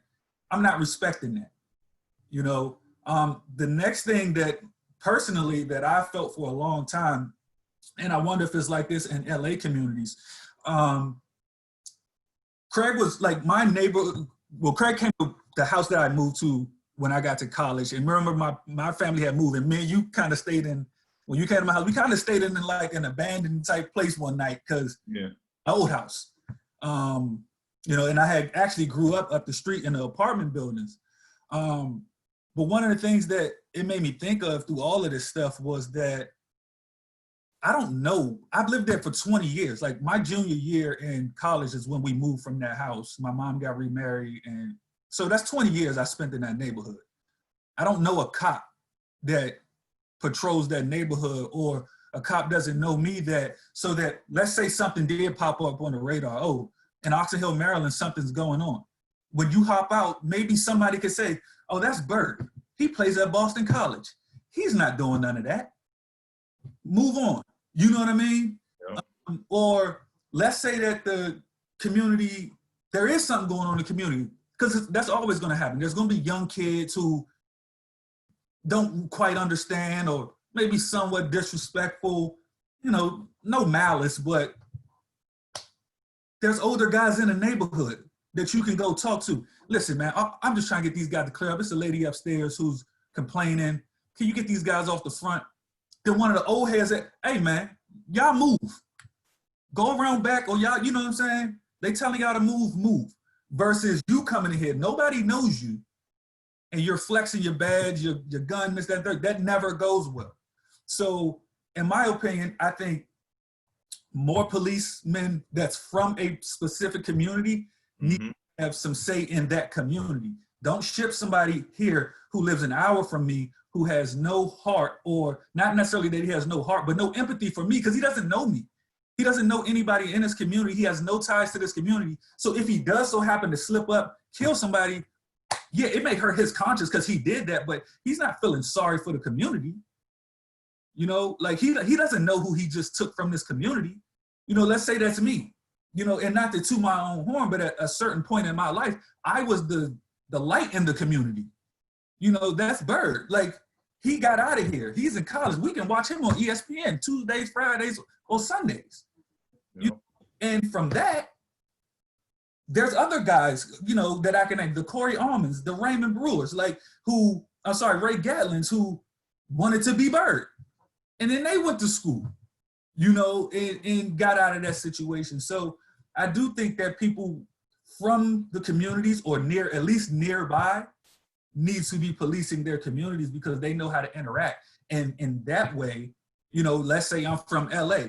Like I said, I become a police. I'm 6'4". 6'7" Craig or 6'8" Craig I'm not scared of Craig, versus if a white man walks up and he sees Craig. Yeah. And that was the call, like, yeah, it could have been anything. There's some people outside that's just hanging outside. Like, now that's a crime, like to be outside. And he has to approach Craig. You don't think he's like approaching him with his hand on his gun? Just in case this big dude is aggressive. So like I said, versus somebody who's from the community that's like, man, that's Craig. He plays at Boston College. He plays for the Timberwolves. He plays for the Trailblazers. Like, you're immediately going like, he's 6'8" and like, he way bigger than me. Ain't no telling if he gets his hands on me. So you going for the equalizer, which is your gun. That's so true, Byrd. That goes on all around this country, dude, because it's just like you have guys who live out in Simi Valley and they'll work in South Central or Compton, and they have no idea, no social skills to be able to have understanding of what's going on. You know what I'm saying? And I think that's one of the biggest problems that we have, because you put these guys in these uncharted territories where they have no experience, didn't grow up with somebody that looks like them or anything like that. So you're automatically put in a mindset of fear.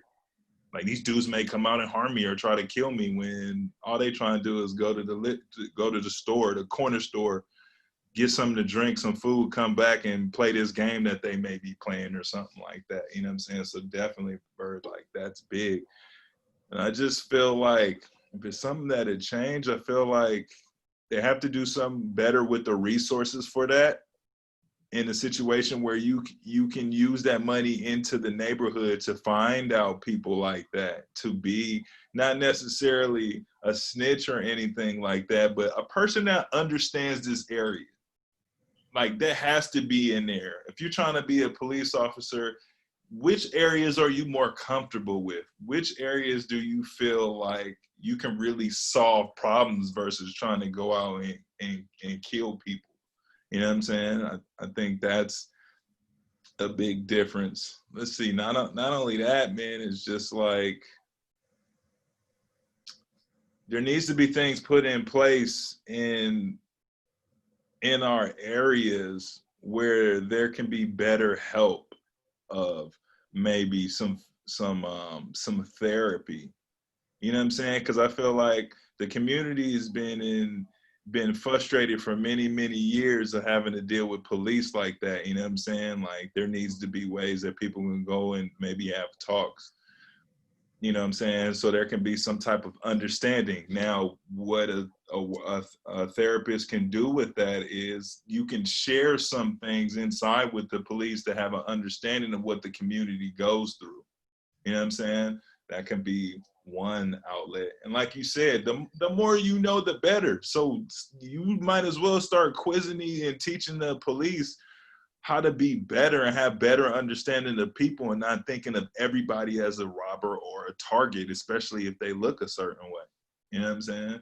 But I feel like a lot of laws have to change.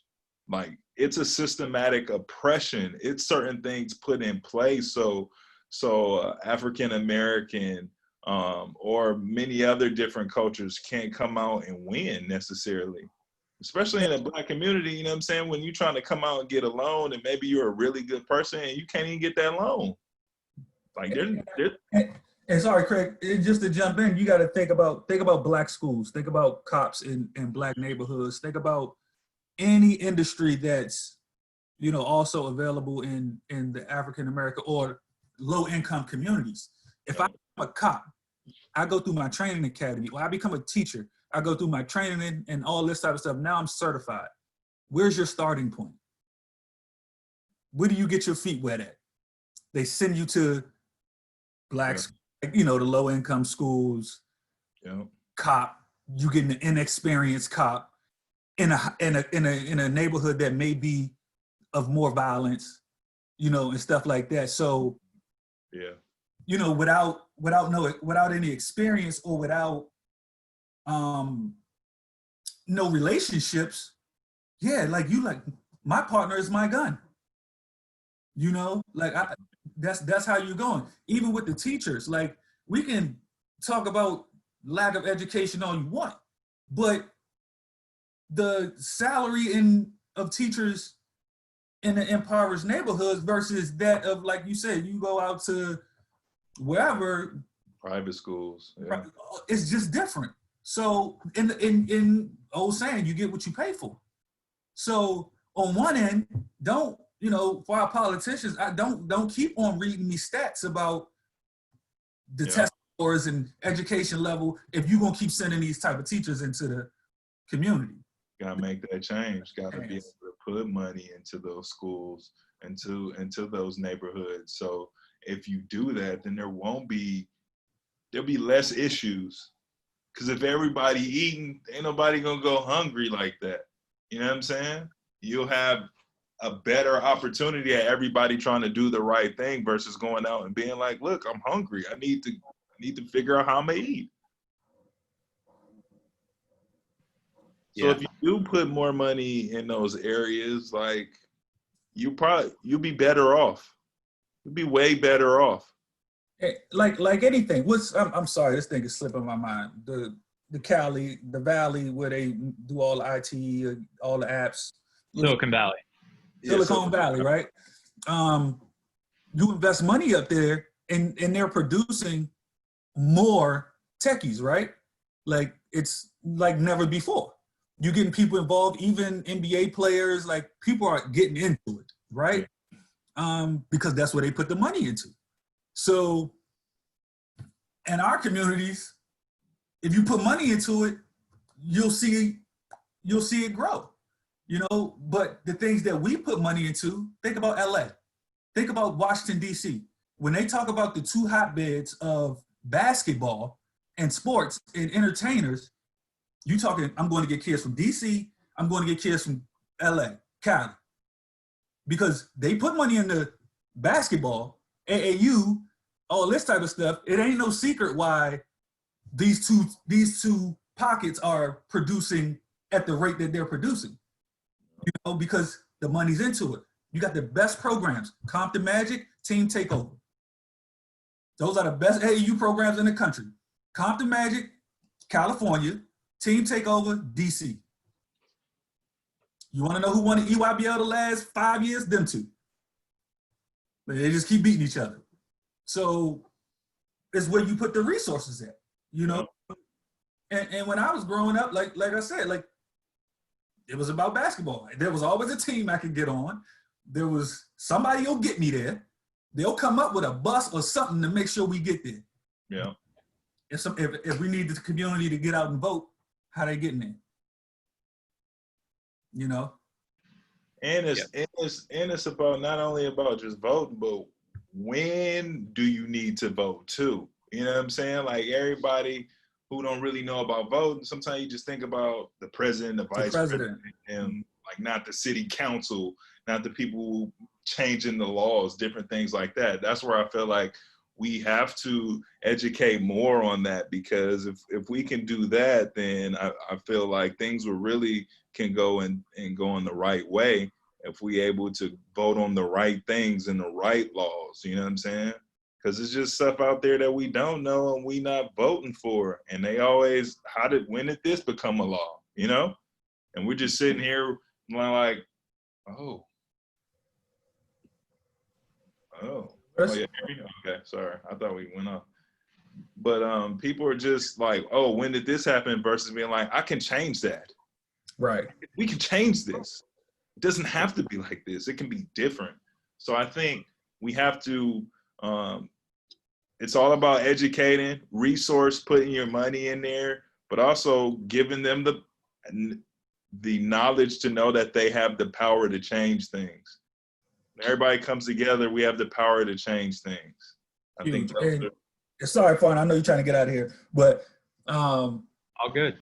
Like just piggybacking on what Craig just said, like, even me, like, growing up, I just thought this come with it. Like, this just comes with the territory, you know? And until I got to school, Boston College, and around some other people from some other walks of life, to be like, that's when I got the confidence to be like, yo, Mr. Officer, you can't talk to me like that. Like, I know my rights. I know, you know what I mean? This, that, and the third. When I was younger, you just say whatever you want to me. He could throw me on the ground. You know, I wouldn't even go tell my mom. You know, like, it just comes with it. It's just part of the territory. But I think through, like I said, through experiences, through, you know, at a younger age, like, everyone's not going to be fortunate enough to go to college. We know that. But why aren't there programs within these communities to still get them outside of the community, see some other things? You know what I mean? Why does it have to be this that I see every single day of my life? And this is, we know people that ain't never left their communities, you know, and that's all that they know that it is. You know, I got an older brother, he will not get on a plane. Like, I'm like, hey, it's on me. Let's go to Miami. Everybody going to Miami, it's on me. No. Can you give me a bus ticket? Like, you know, just things like that. And for me, I hadn't got on a plane until my college visit. So if I had not been exposed to that, no planes for me either. You know, so we need to think outside the box, especially these community centers. Yes, we got athletes. You know, we know that. Great. We got sports leagues, summer leagues, fall leagues, winter leagues. We got leagues forever, you know, but they need something else. They need to get involved in the arts. They need, ask these kids what else they want to do, you know, and that's my main thing. And I don't have all the answers, but with my guys, especially the guys that I know have potential to be pros, I get them early. When, all right, you come home, you got $30,000 in the bank, what we doing? You know, you got 40, 50 grand in the bank, what we doing? How are we using that? Because I'll be honest with you, I can say this now.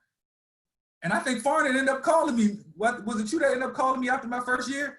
I smoked that first check. I blew through that.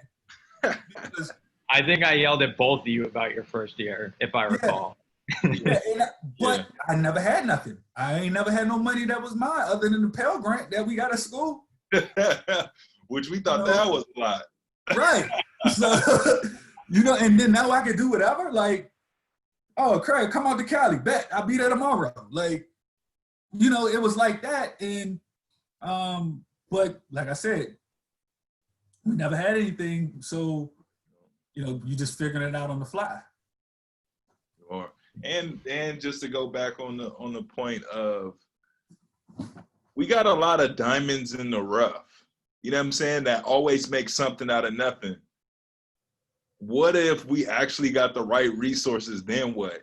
I think it just blows up. Because you think about it, a lot of people like myself, Byrd, we come out of situations where we ain't had nothing and we make something out of it. So just imagine if we had the proper resources, what that looks like.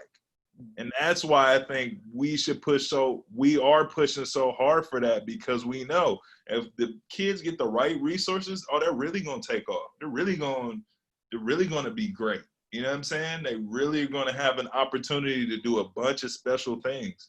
And I think it just comes from guys like us who've been in this situation, and we didn't have all the resources, but we got some, and look how they took off. Right. Look at the positions we in because of it. You know what I'm saying? So that's why we feel like there needs to definitely be more resources for those diamonds in the rough, because by having more, we have millions of creative kids who are looking for things but aren't able to find them because of where they live. Or you feel like that other thing that you into is impossible. Yep. Like, I remember I had a huge fetish for designing shoes. Like, I just knew, like, that's what, you know, basketball didn't work out. I was going to be creating shoes, but who is there to show me where to go? Who's the guy I talk to get my shoe ideas out there? You know, there's nobody that could put me, or even just get me in the direction, fashion school, anything. Send me anywhere, like, where I can get these ideas out. But those things just weren't there. So, you know, the majority of the guys, and a lot of times we get, you know, one of the memes I love, I don't love it, but I think it hits home, is, I don't know if you guys have seen it, but it says they take our dads away from us and then they make fun of us for not having one. Yeah, I've seen that, yeah. And then I look at the same thing, like, you give me no resources, but you'll make fun of our community for wanting to be rappers and ball players, and that for me at that time, like, that's the only way I knew how to get out of here. Yeah. You know, if I can play and be better than the rest of the guys around here, I could go somewhere. You know, I could get up out of here. And that's the mindset, and that's why people they're all into it. And then even when it comes to the classroom, look, at the end of the day, I understand how things work. And when you talk systemic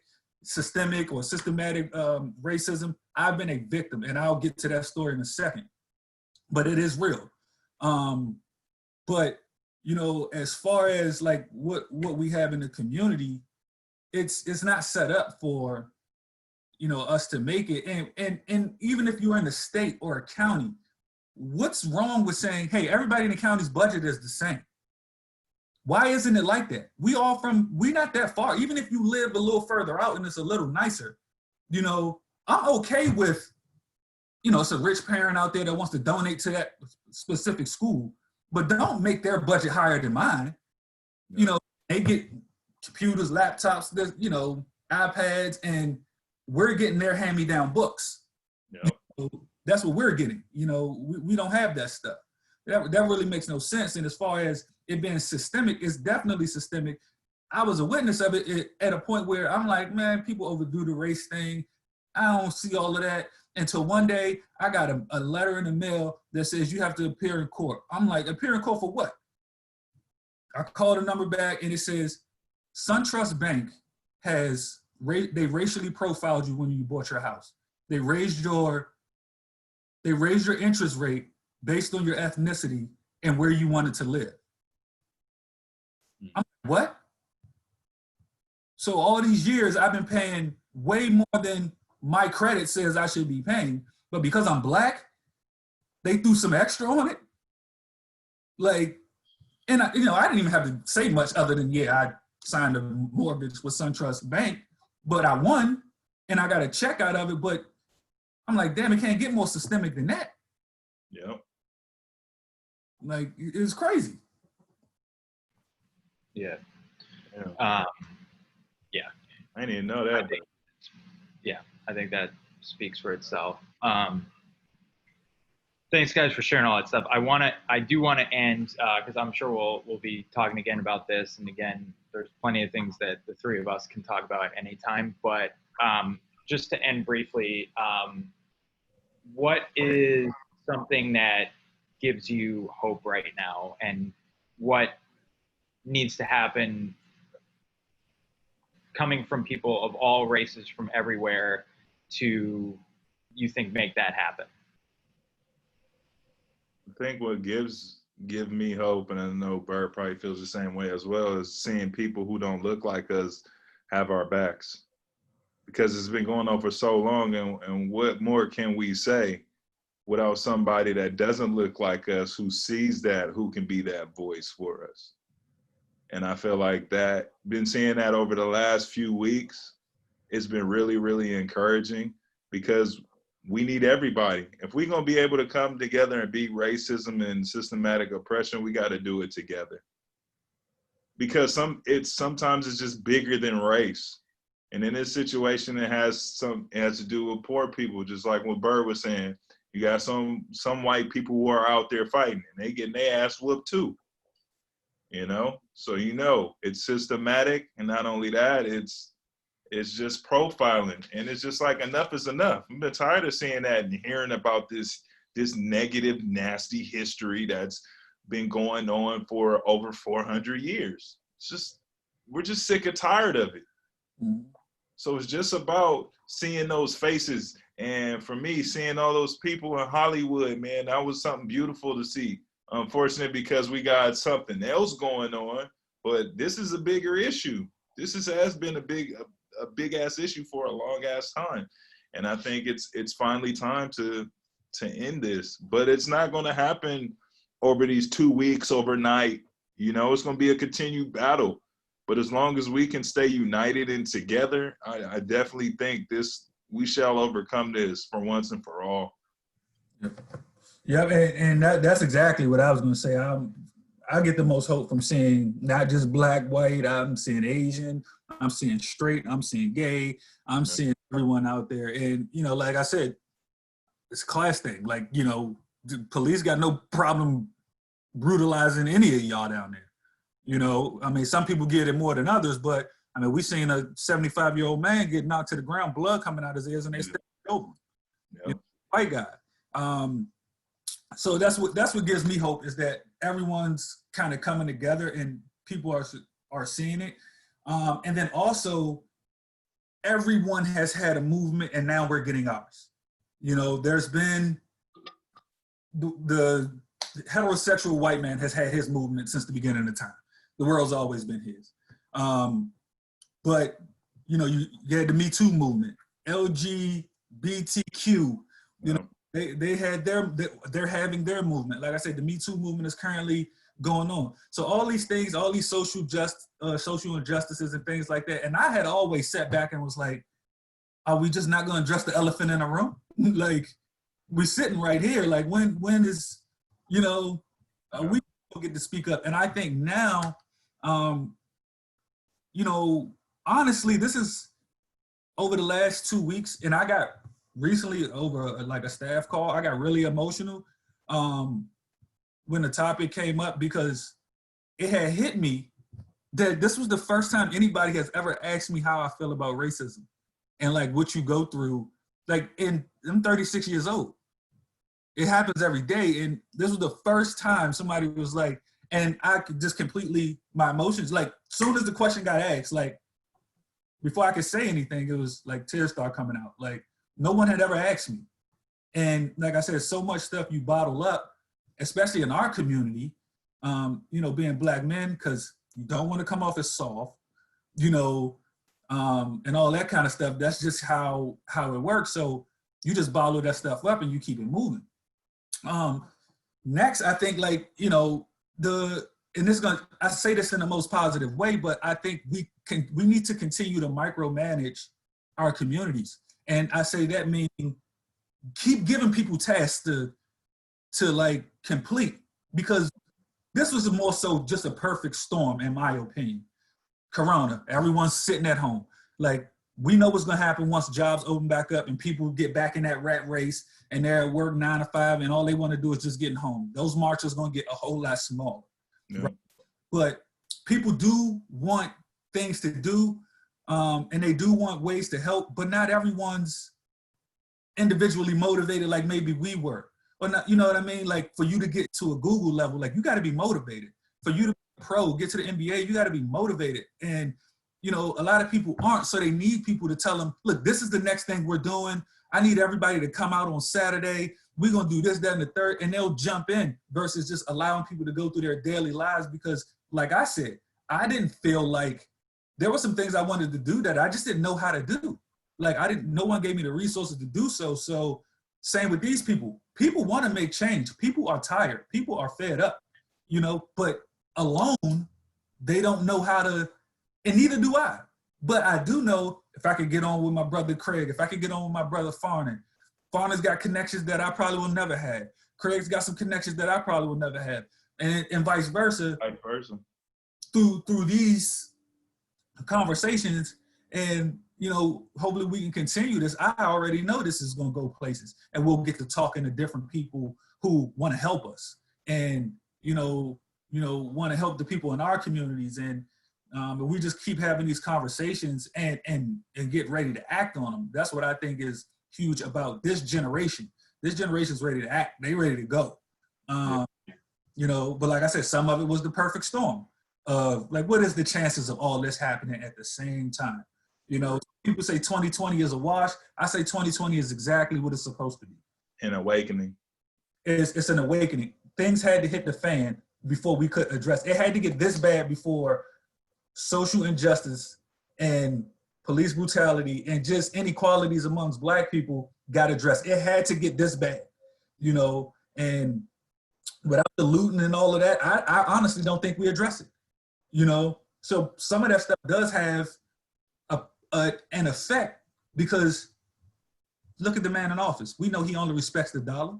So if his money's getting hurt, oh, now we got to address some things. Oh, now, you know, they talking about body cams. Oh, now the chokehold move is illegal in police department. But, you know, we didn't know that when Eric Garner, you choked him out and he died. Like, you know, that common sense don't kick in, but now it's hurting your money.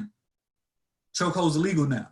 You know, so things are starting to happen just from communities coming together. And that's what I have hope for. That's what I'm excited about. I've had, like I said, those same people that we talked about at the beginning, people that I know in law enforcement, they're reaching out to me. Hey man, I need you to get some people in the community riled up. We want to let them know that it's good cops. Let's get a directory of good cops. Hey, you get yourself in a situation and you feel uncomfortable, call these guys. We'll show up and just make sure that it goes how it's supposed to go. You know, just stuff like that. And, you know, I'm excited to try to help in my community and anybody else's community that, you know, I can help or feel like I can help, or even if it's just standing with you, like, I don't care. Like, whatever we can do, I'm ready. So. Yeah. For sure, bro. Yeah.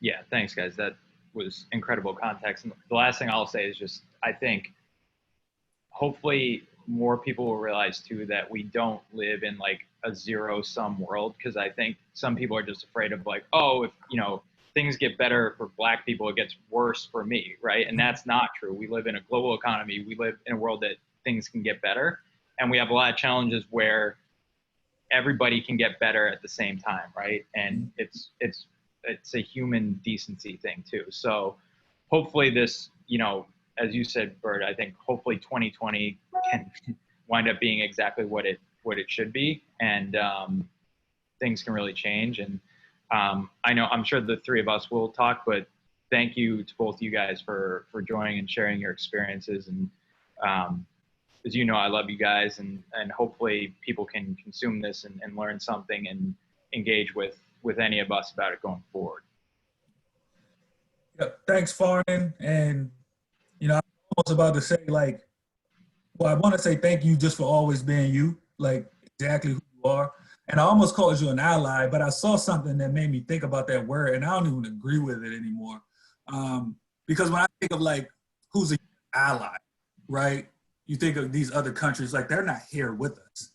You know, they're just saying like, yeah, I'm on your side. I'm not gonna do anything to you, you know. But for you, like, I gotta figure out another word. Like, you've been there with us. Like, I know, you know, through different things. Like, if something was to happen at Boston College and there was us three walking, like, Farnan's going down right along with us. So, you know, like, to me, you know, we use the term brother, you know, like that. I mean, that's just the simplest term that I could use. Like, you guys are like brothers. And hopefully this is the beginning of a huge podcast. Yeah, Farnan, man, I really appreciate you, man, and just by reaching out initially, you know what I'm saying? I think that was cool and that was kind, and it just shows the type of person that you are. We've had a real good friendship, and we've only gotten closer after we got out of school, you know what I'm saying? So I love you. You are a brother of ours. I appreciate you. And Byrd, you're right. This is the beginning of a very nice podcast. All right, guys. Thanks, everybody. Right. Love you, Byrd. Love you, Farnan, man. Love you guys, man. Love y'all. Love you guys. All right.